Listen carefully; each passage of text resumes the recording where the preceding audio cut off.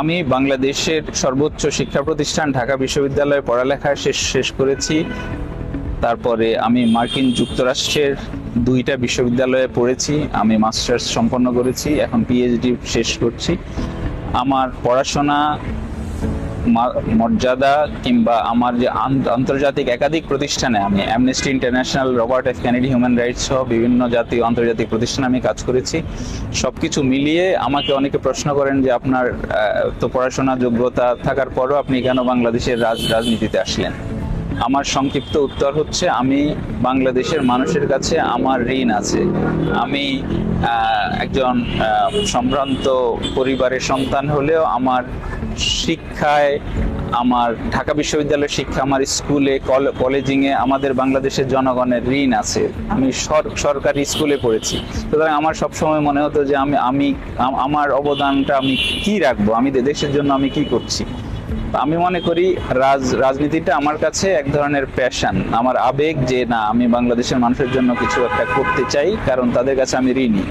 দ্বিতীয় কারণ হচ্ছে, আমি রাজনৈতিক পরিবারের সন্তান। আমি আমার বাবাকে, আমার দাদা, আমার বাড়ির মুরব্বীদের আমরা দেখেছি যে রাজনীতিকে কেবল নিজেদের আখের গোছানোর হাতিয়ার হিসেবে ওনারা ব্যবহার করেন নাই। রাজনীতিটা ওনারা মানুষের সেবা, মানুষের জন্য কাজ করার ব্রত হিসেবে নিয়েছিলেন।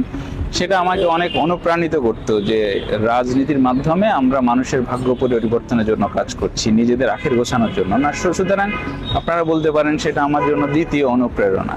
তৃতীয় অনুপ্রেরণা, আমরা গত 17 বছর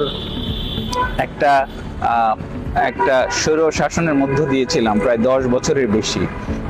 সেই 10 বছরে বাংলাদেশের গণতন্ত্র ফিরিয়ে আনার ক্ষেত্রে আমার ন্যূনতম ভূমিকা ছিল। ছোটখাটো পর্যায়ে জাতীয় এবং আন্তর্জাতিকভাবে আমরা কাজ করেছি তরুণদের সাথে, এবং 5ই আগস্টে আমরা তরুণদের নেতৃত্বে যে একটা নতুন বাংলাদেশ পেলাম, এই নতুন বাংলাদেশটা আমরা যে কারো কাছে ছেড়ে দিতে চাই না। আমরা এই মুক্তির জন্য আমরা লড়াই করেছি, আমাদের বন্ধুরা রাস্তায় প্রাণ দিয়েছে, রক্ত দিয়েছে। এই মুক্তিটা আমরা সংরক্ষণ করতে চাই। এই মুক্তির স্বাদ বাংলাদেশের মানুষ যাতে পায়, এই অর্জনটা যাতে ব্যর্থ না হয়, এই জন্য আমাদের রাজনীতিতে আসা। আমি যুক্তরাষ্ট্রের